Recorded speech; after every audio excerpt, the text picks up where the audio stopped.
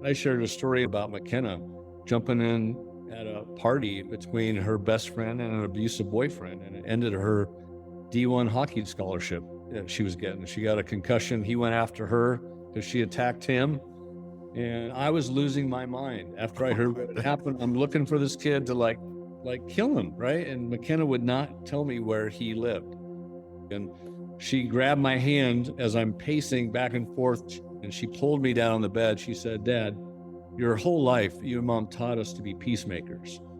And she goes, "You don't think that always works out, do you?" And I just remember like being so proud of her, but also so broken that God had asked her to step in and be a peacemaker in that way. But again, to me, the hardest thing is to give your own trust of the Lord over your own life.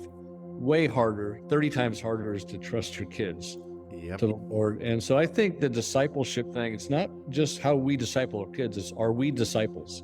Can we trust God literally with the physical life of our children?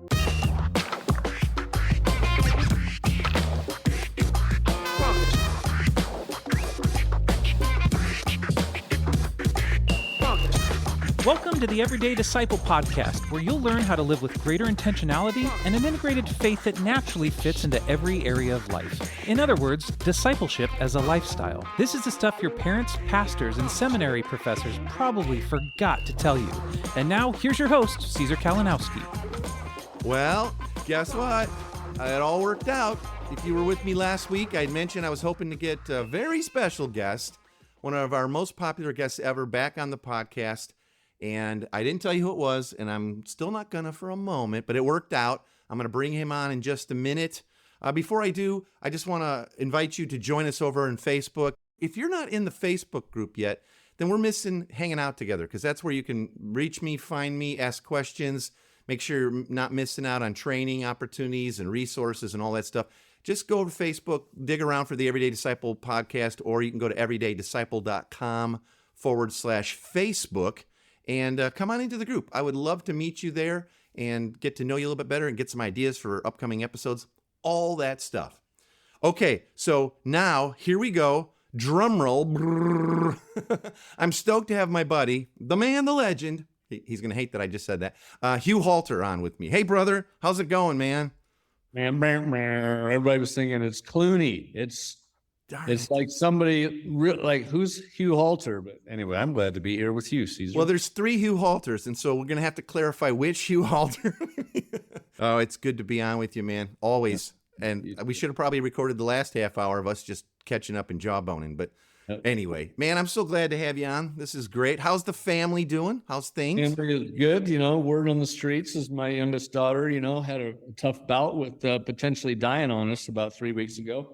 I know. The day we actually launched this book, you always have those weird, overly spiritual people that go, "Oh, this all happened because you launched a book about your family." So I was like, "No, the book's not that good to take what we just took." But yeah, she's doing great. And oh man, I've never thought about family more than I have in the last 3 weeks, and thankful for what we have and what Team K has, and so many families in the country that have been doing missional life. And no kidding. I was thinking one thing that really bound us together as friends and helped establish really our wives and even our families as friends was that we both did kind of raise our families, our kids, the same way, to be kind of part of everything we were doing in life, not separate and bifurcated away.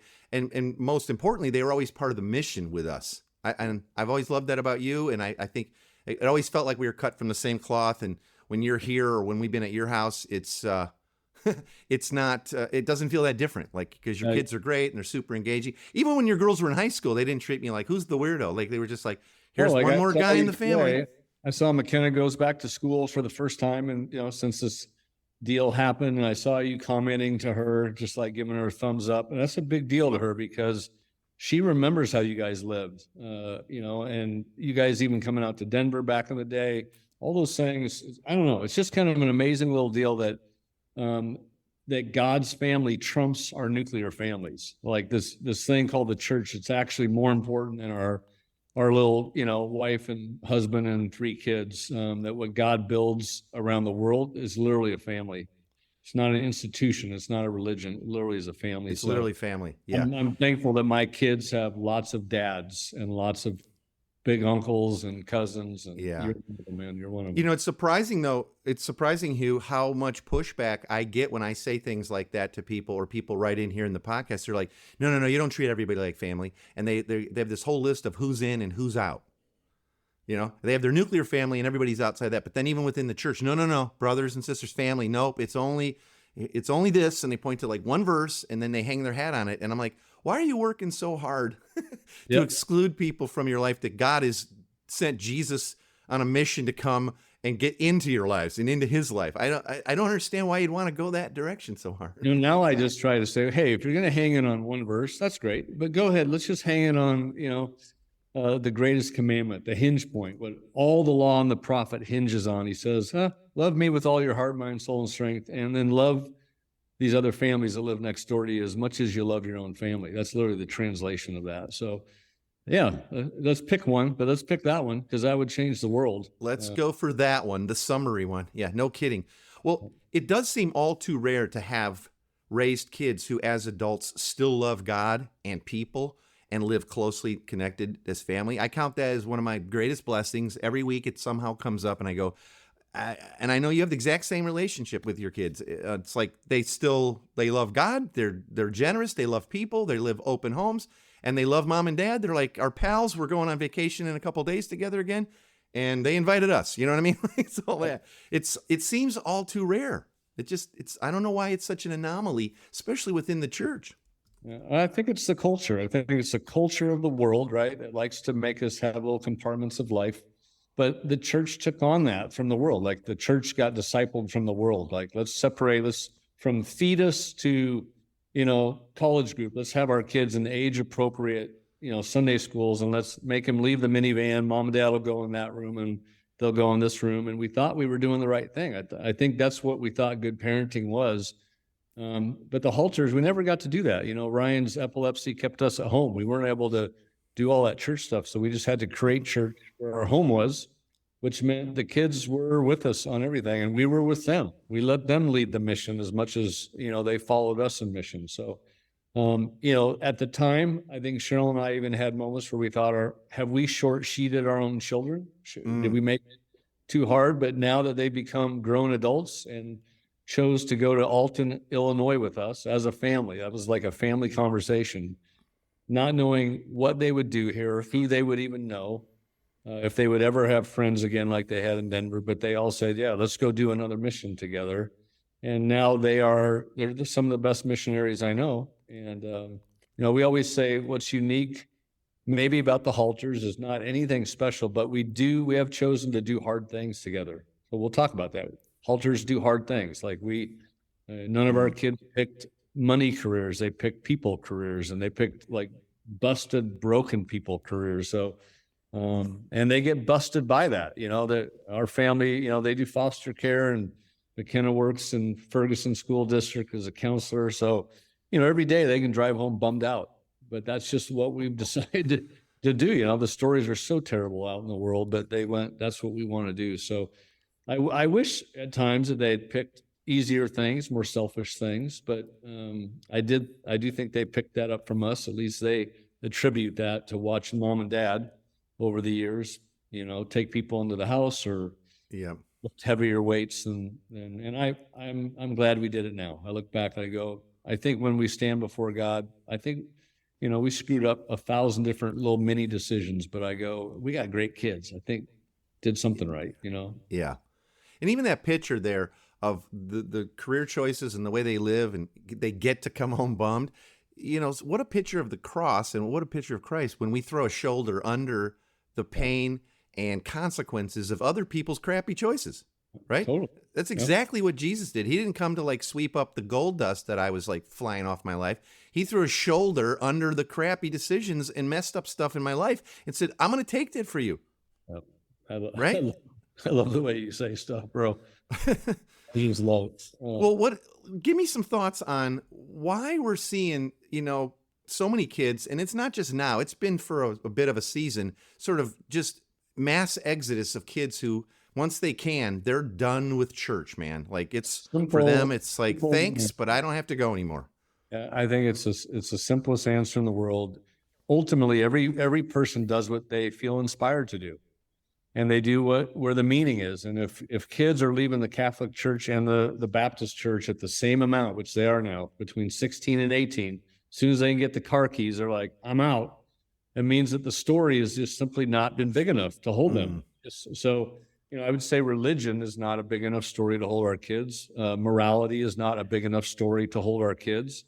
So what you're left with is either a real story or it's this like weird compartmentalized deal that we've been pushing, and they just go, I don't want to do it anymore. Yeah. Crazy. It's crazy. But I think that's how they read it. I think that's how they do see it. What you're saying there, we started noticing in the young people in the church in Eastern Europe, and we were really working hard to see churches planted.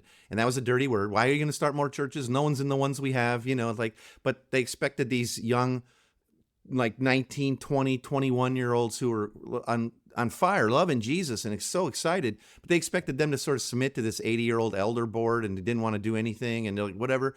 And so they were going off and just going, you know what? I'm going to go to the university in the big city at the capital and get a career, and I'm still going to love Jesus. What was going on is we told them, you've not given them a big enough reason and vision for their lives to say no to that. Because you're saying, stick around here in this stinky, musty old building with the 40, 20 of us, whatever it is, and stack chairs, and then we're going to tell you everything you're doing wrong about it. And they're like, as soon as we showed them that they could live this in their everyday life with their friends, in their flats, in their apartments, at a pub, here's how you can start to, live this out. They were like excited. And I remember this one guy's like, well, we started 3 churches this last year. He's 19, still finishing university, but this is so amazing. This is so different. His side hustle is starting churches. Yeah.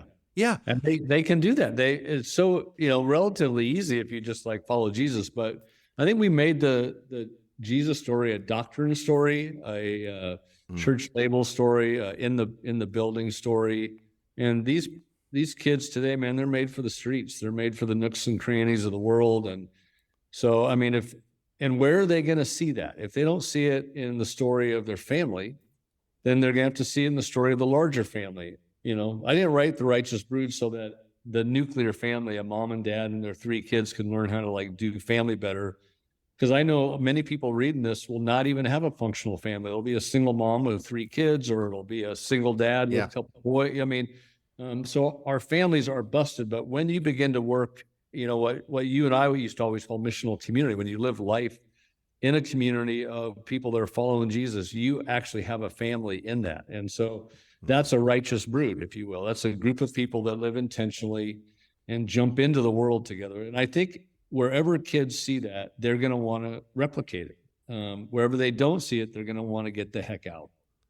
Well, that's a way bigger story, and to be a part of something like that. And yeah, that's exactly our life. The other day, I mentioned this actually a couple of weeks ago, just in the intro to another episode, but we're sitting here at the house. I'm just going to say it again because it's totally exactly what you're talking about. We're sitting here at the house since Kristen's birthday, whole team K's here, whole brood, and the dads take the boys and little Remy Rage to the park, for a while. So Tina and I are home with Kristen. We're just, a little moment of the dust settles, right? And cleaning up, getting the next round of food and drinks prepared, and all that.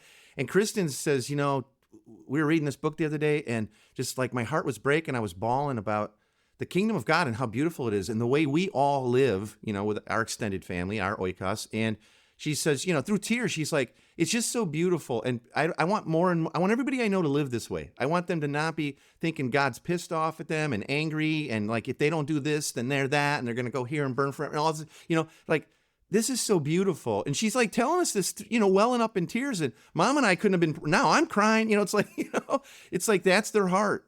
And they get it. They get the vision for like, but see, it wasn't just, isn't it cool we get to live this way? I think the gospel just says, yeah, but who else, right?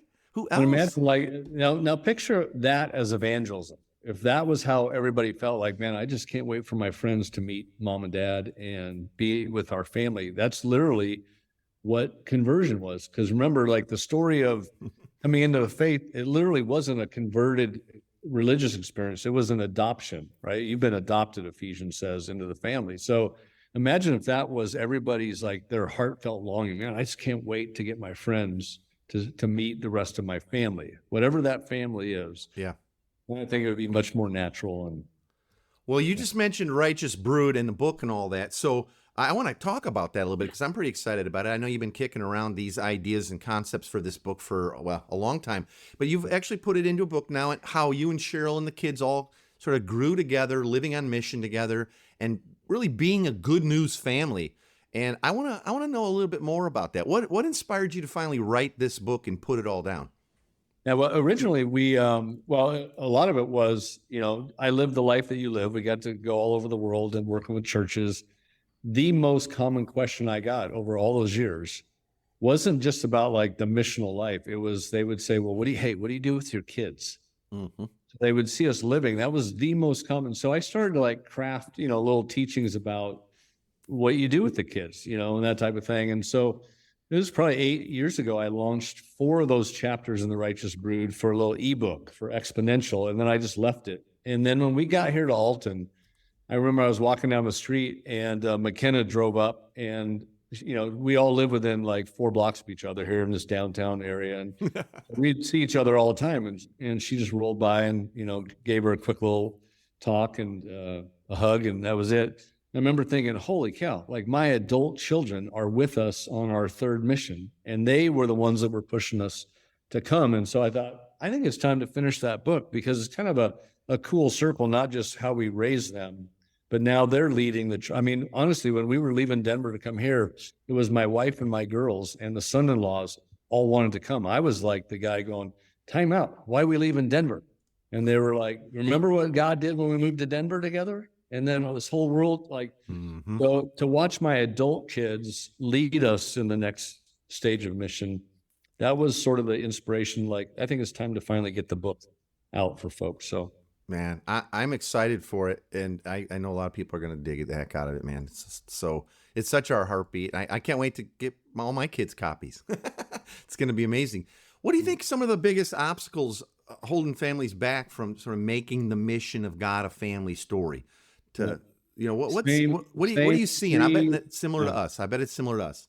It's always the same, bro. It's we wrote about it in The Tangible Kingdom. It's the pesky little problems of individualism, materialism, and consumerism. So individualism is when you want to control your own social arrangement. So you don't, like I always joke, I'm an introvert. So I actually don't like people. Like if I had my druthers, I would just like hang out with myself. Like I'm so in love with myself. Like, it's amazing. I think I'm maybe one of the greatest guys out there. I never argue with myself. I never ask me to do something I don't want to do. No, it goes perfectly. Like It really my day is. is perfect as long as everything goes the way I want it. The problem with that is that Hugh Halter got crucified with Christ. So it's no longer Hugh Halter that gets to live his life. It's Christ that wants to live in me. So that being the case, that Jesus bought me, he gets to live me. So I don't get to just be exactly who. It doesn't mean I'm going to be an extrovert, but it just means that whether you're introverted or extroverted, if you invite Jesus to lead your life, he's going to bring his friends over, and he's going to bring them to your house, and he's going to live in your house. And then you got to blow out some walls, and you got to make room for this. When we came here to Alton, a bunch of the community or families in our community were taking in homeless people and whatever. I thought, hey, that's great. I just hope that we don't have to do that again. And then all of a sudden, we heard of a story through my daughter's social work of 5 children orphaned by their mother being killed in an automobile accident. And they were all going through the foster care. So they were going to separate all 5 kids, except that this woman's gay lover, who was also 21, raised in the foster care system, was the only one that cared about the kids. She was trying to keep them together, but she didn't have a place to put them. So McKenna called and said, hey, Mom, Dad, here's the story. What do you think? So we're like, bring them over. So it was 6 months, of the 6 of them in our basement. And it was terrible. Like, it was so disruptive. But that's, the call beyond individualism is it's the biblical hospitality, that our houses are not our own, our time schedule is not our own, interruptions, that's part of what God does. So to me, if you really want to have kids that would someday give their life for the story of Jesus, they've got to see that level of sacrifice as they grow up. Materialism, it's always there. It's just that we want stuff. We want to work too many hours to make too much money to buy too many things we really don't need. And then consumerism is that kind of a unconscious thing in us that says whatever we choose to do, we're going to choose it for our benefit. And I think this has been a parenting faux pas. Is like we'd shop around for churches based on their youth group or their style of music and would hold our kids' attention. And we realized no matter how good the church does this little program stuff, those things don't hold our kids. So I think parents a lot of times use consumerism as an idol, if you will. Like, hey, we just want to go perfect for our kids. So they choose that stuff instead of what really the gospel is, that we sacrifice. It's a downward journey, right? So I think the sooner we can let our kids know, hey, that little church there has really crappy music, but they have a really good heart for people in the city. So we're going to go hang out there. And they can't even afford a youth pastor, but it's okay. So they're really loving on the poor. So that would be a better thing for your children than you grabbing the local mega church that has all the bells and whistles and the smoke machine on Wednesday night with 2,000 kids. If it's always about us, they're never going to pick up the story of Jesus. So, yeah. I hear that exact same thing too, brother. And right behind it, if they go like, okay, I get it now. Well, I think we want some of that. Then the next questions that follow, wrapped in fear, are, yeah, but we've got teenage girls, and how do you have people in your house like that? Like what, have you heard that one? Like all the time. And you know the stories, man, of like guns being shot off through our couch, stuff being stolen, homeless people living with us, people living under the back porch. All that stuff freaks people out, and I understand it.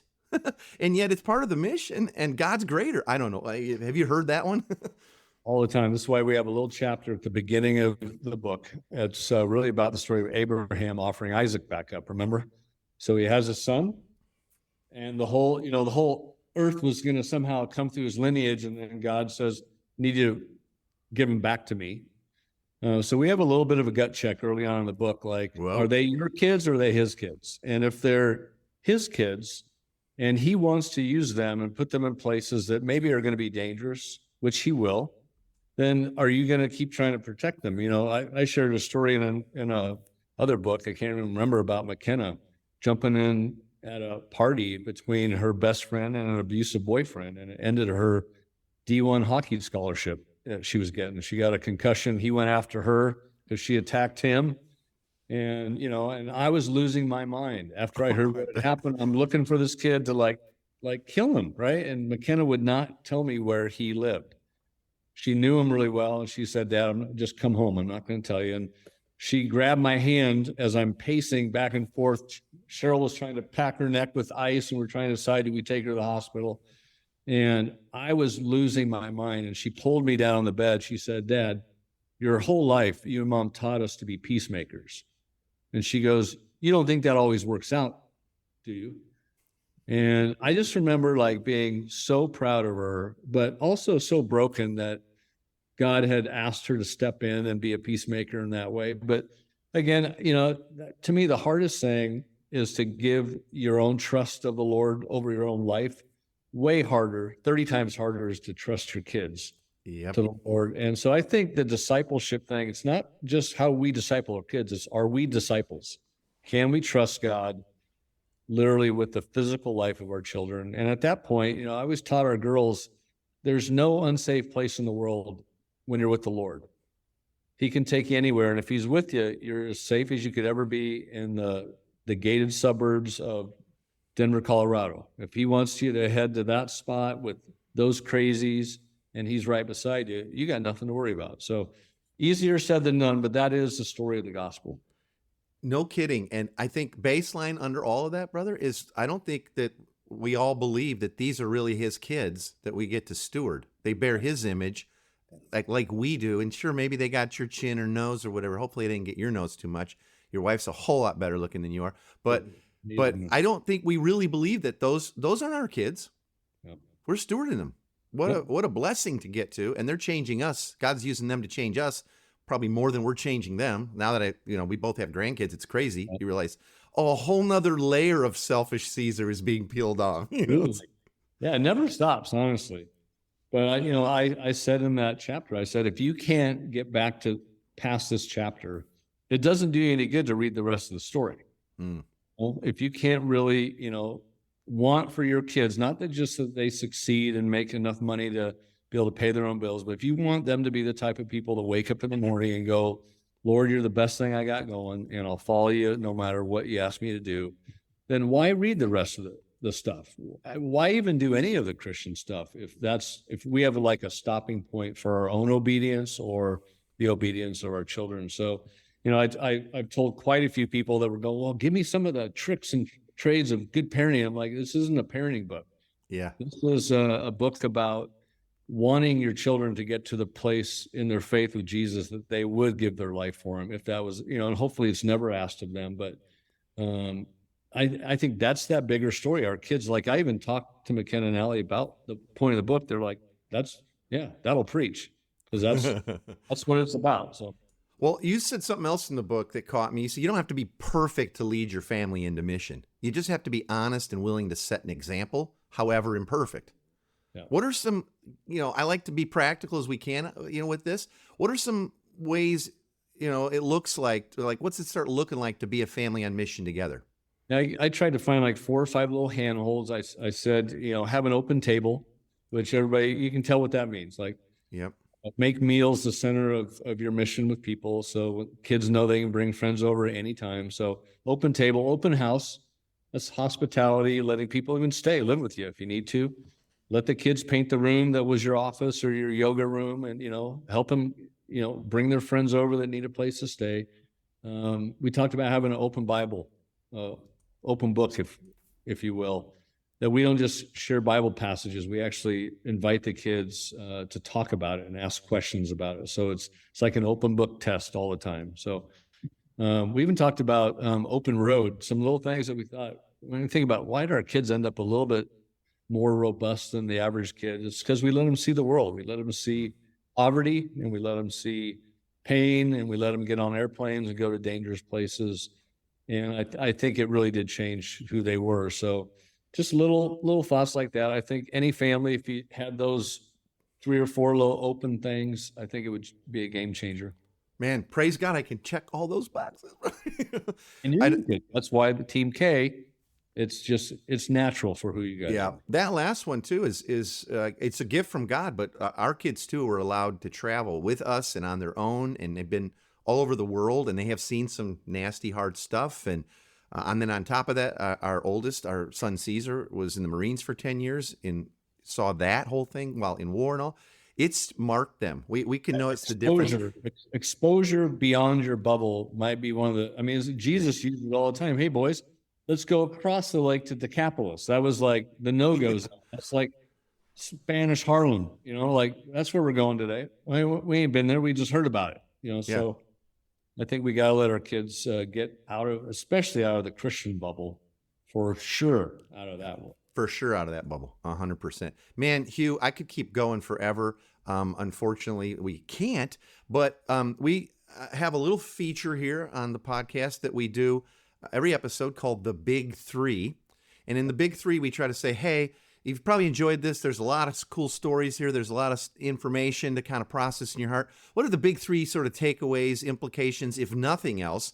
And this episode, you're going to actually tell us what the big 3 are. What a bonus. What an upgrade. Yeah. Are you charging me extra for this, by the way? It's all free. Everything's all free. Okay, so hold on. Let me get a little setup for this. As always, if you want a copy of these big 3, I'll send you a printable PDF. So you have it if you want to discuss this as a family or with your kids, or maybe even people in your community, missional community, or whatever you have there. Just go to everydaydisciple.com/big3, BIG3, and you can, we'll send you that right away. Okay. So Hugh, what are the big 3 for this week? Number one, Caesar, is this Sunday centric, pray before meal, don't do drug, and don't make a baby out of wedlock story we've been giving our kids is just simply not big enough anymore to hold their attention. And it doesn't even help us hold ours. Okay. Yeah. So we've got to have a bigger story that goes way beyond church attendance and daily devotions into an active followership that we live out with our kids. So that's number one. Beautiful. All right. Wow. Number 2. Well, number 2 is about not being the perfect family. That when we think about what it means to be a righteous brood, that doesn't mean that you get to a certain level of moral superiority and your kids are just like awesome. It means that it's assumed that our families are broken. All of us are broken. So every single righteous brood it's assumed that God knows we're broken and then works his magic out of that. That's why we use the story of the Incredibles as the backdrop of this. You got mom and dad, Bob Parr and his wife and the crazy kids, but they got these little superpowers. And but for sure they're not perfect. And so don't wait for you or anybody in your family to get their act together before you go on mission together. Yeah. God's not looking for perfection, just willingness, right? All right, number 3. I'm going to give you number 3. I'm going to go a little bit off the grid here, and I'm going to just throw a new one at you. I think the secret sauce is suffering together. So we had our son's epilepsy all those years, and that taught our family how to open up the front door because we literally couldn't leave the house. So it was dealing with Ryan's suffering even after he died a few years ago, taking on the suffering of other people. So, sometimes in your life, you will have moments where you're suffering naturally, but the call of the Christian family is that we go find suffering in the world and we jump in and we put a shoulder under that. And so I just feel like that's the secret sauce. When Altonians have seen now our son die, and they almost saw my daughter die, and it was a big story here in the city, people always come up to us and they just go, man, your family's amazing. And what they're talking about is not anything amazing. They're talking about our ability to go through stuff with a different perspective and a different focus. So to me, I'd say that's the secret sauce, is dive into pain and let your kids dive into that with you. And if you got pain yourself, just carry it together. And, we always say, you get dealt a certain hand of cards. Some people get like 3 aces and 2 kings. Life's pretty easy, but most of us don't. We get a 2, a 5, a 7, and, nothing better than that. We go, how do we play that? That's what God loves to do. So don't lament a crappy hand that you've been given. Wow. Well, Hugh, that's an awful lot to think on and chew on, but it's so encouraging. I know that you are my favorite speaker because of that. Your ability to motivate. I want to live as a better person, and I want to love Jesus more because of that, not because I have to or I should, but because we get to. Thanks for revving up my heart again with this stuff, brother. You're my favorite listener, Caesar. Tell Tina I love her and your whole family. And, well, we will, man. I will pass it on to you, to Cheryl and the kids. We still got to get there, man. Holy cow, I can't even believe it's been all this time. We haven't been to Alton, but this is it. This is going to throw the switch, and we're going to get there. All right, well, let me wrap this up. Thanks again for being on, brother. So, listen, your family, just like Hugh's family and ours here at Team K, it's always under construction. There's never a perfect time to step out into God's mission, but it's there is, because it's always now. Just as when you were new parents, you're going to learn a lot more on the job, in the preparation beforehand. So you got to dive in. You got to get out of the boat if you want to get wet, as it's been said. So think about one thing you could do as a family to step into this kind of a life together. Just one thing. And you might get a little pushback at first, especially if you haven't been living this way, but it's a thrill ride. Make it that. Invite your kids to be a part of shaping those steps, and I think you'll be surprised at how much buy-in you'll get. Well, that's it for today. Time is up. Thanks for being with me. Thanks again to Hugh. I want to let you know that if you want to get a copy of Righteous Brood, I'm going to put the links in the show notes for this episode, and I'll also put the link in the Big 3. So if you get the Big 3 download, go to everydaydisciple.com/Big 3. Then that link will be right there as well. Hope you'll join me next week. We're going to continue to talk about the gospel and mission as families, as communities, as the church, and how it fits into everyday life, and how the gospel speaks good news to all of that. I'll talk to you soon. Thanks for joining us today. For more information on this show and to get loads of free discipleship resources, visit everydaydisciple.com. And remember, you really can live with the spiritual freedom and relational peace that Jesus promised every day.